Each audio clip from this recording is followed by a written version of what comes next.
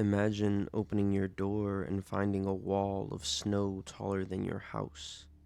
Imagine stepping outside and not being able to see more than a few feet in front of you. No streets, no sound, just wind and white.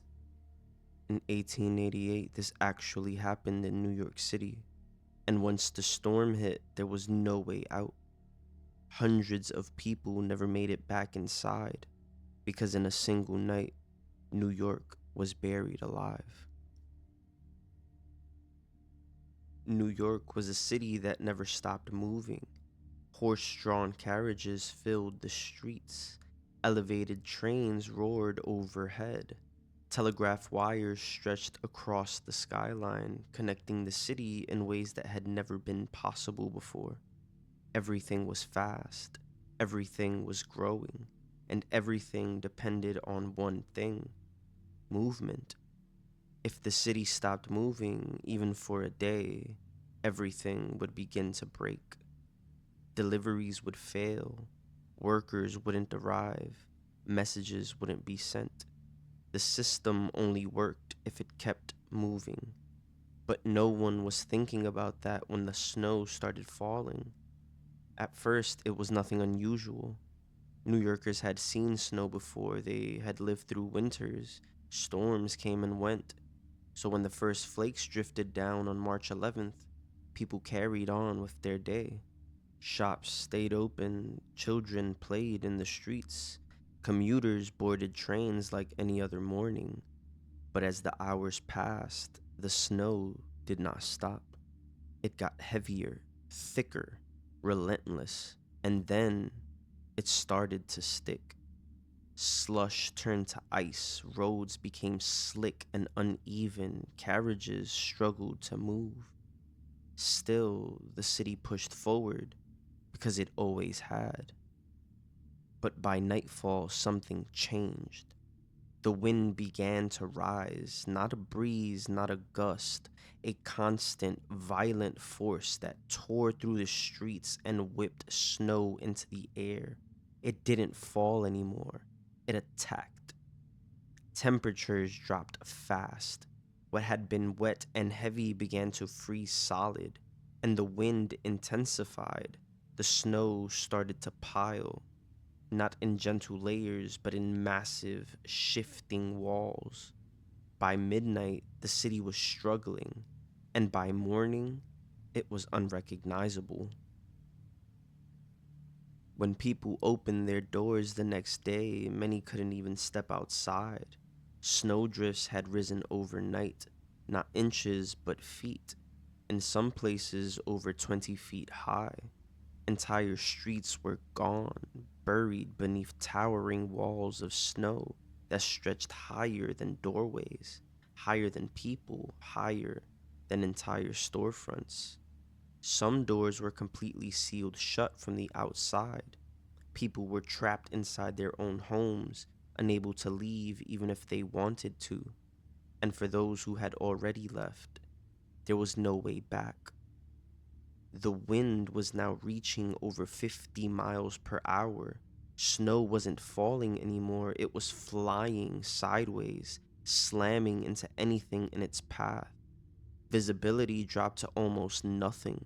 People couldn't see more than a few feet ahead of them, and in a city built on landmarks, that was deadly.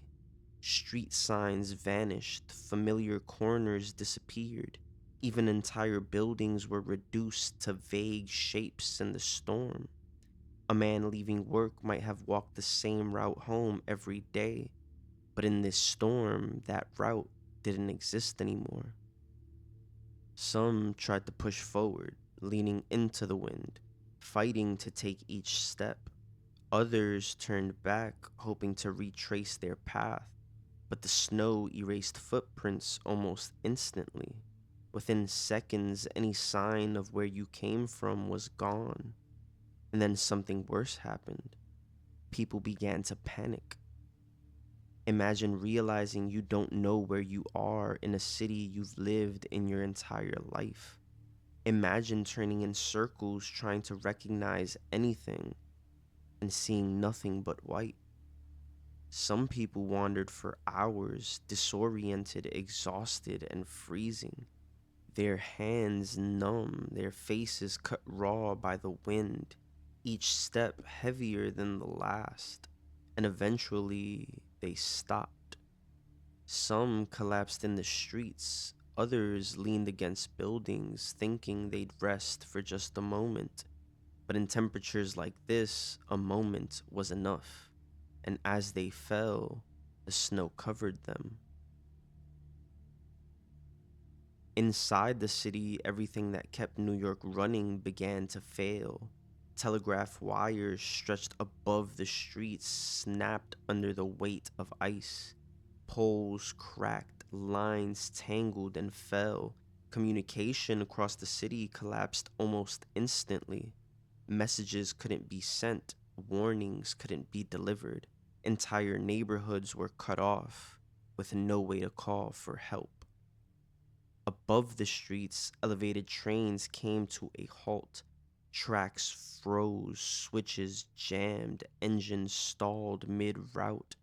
Passengers were stranded inside cars, suspended above a city they could no longer reach. Some waited for hours. Others eventually climbed down, stepping into a storm they weren't prepared for. Below them, the streets were impassable. There was no clear path, no safe routes, just snow, rising higher with every hour. The storm didn't just trap people, it trapped the entire city. For days, New York was frozen in place. No deliveries, no transportation, no communication. Food supplies began to run low. Coal used to heat homes became scarce. Families rationed what little they had, hoping the storm would pass before it ran out.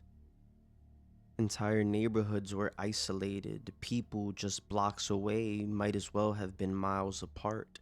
Even emergency services struggled to move.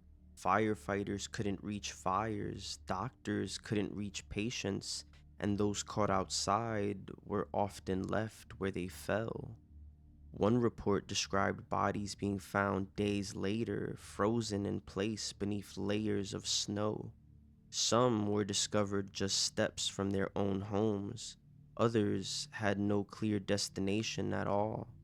In total, over 400 people would die. But the storm left behind more than death. It exposed something far more dangerous.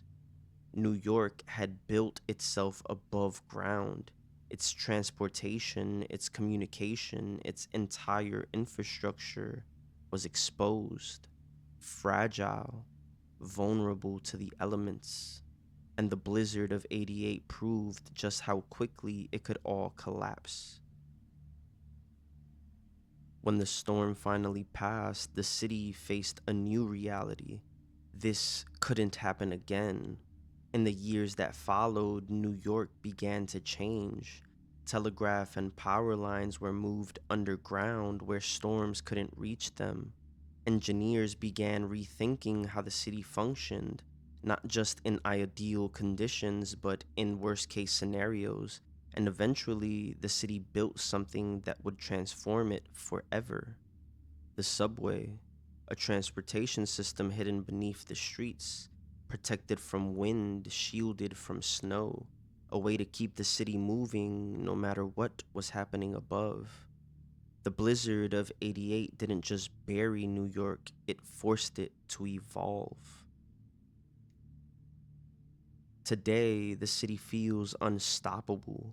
Trains run beneath the ground, lights stay on, communication never truly stops.